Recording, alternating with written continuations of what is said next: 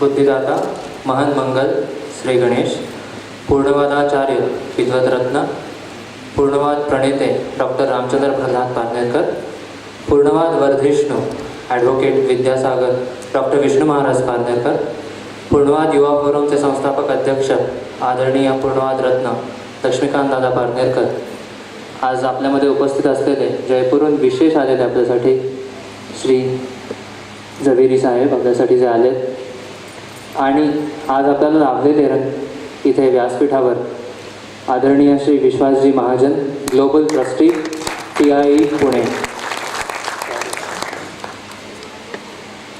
पूर्णवाद युवा फोरमचे सर्व पदाधिकारी व सर्व ज्येष्ठ श्रेष्ठ गुरुबंधू भगिनींनो आणि माझे सत्व मैत्रिणींनो, सर्वांचे या 13व्या पूर्णवाद युवा विजयोत्सवाच्या पहिल्या अभ्यास सत्रात सहर्ष स्वागत. मी आदरणीय अमोलजी खाणेकर, अध्यक्ष पूर्णवाद युवा फोरम यांना विनंती करतो की त्यांनी सरांचं आपल्यातर्फे स्वागत करावं.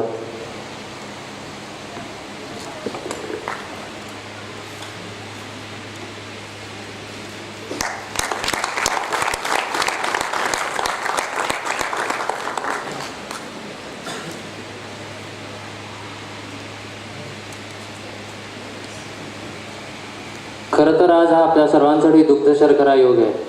काल आपल्या सर्वांना विदित आहे, काल 16 जुलै 2016 होता. डॉक्टर रामचंद्र प्रल्हाद पारनेरकर यांचा 100वा वाढदिवस काल आपण याच ऑडिटोरियममध्ये साजरा केला. मोठा दिव्य उद्घाटन समारंभाने साजरा केला. आणि आज सायंकाळी डॉक्टर विष्णू महाराज पारनेरकर यांच्या आशीर्वचन व त्यांचा आज तिथेने वाढदिवस आपण साजरा करणार आहोत. त्यामुळे या दुग्ध शर्करा योगात आपल्याला आज एक उत्तम मार्गदर्शक खास विशेष आपल्यासाठी लाभलेले आहेत महाजन सर.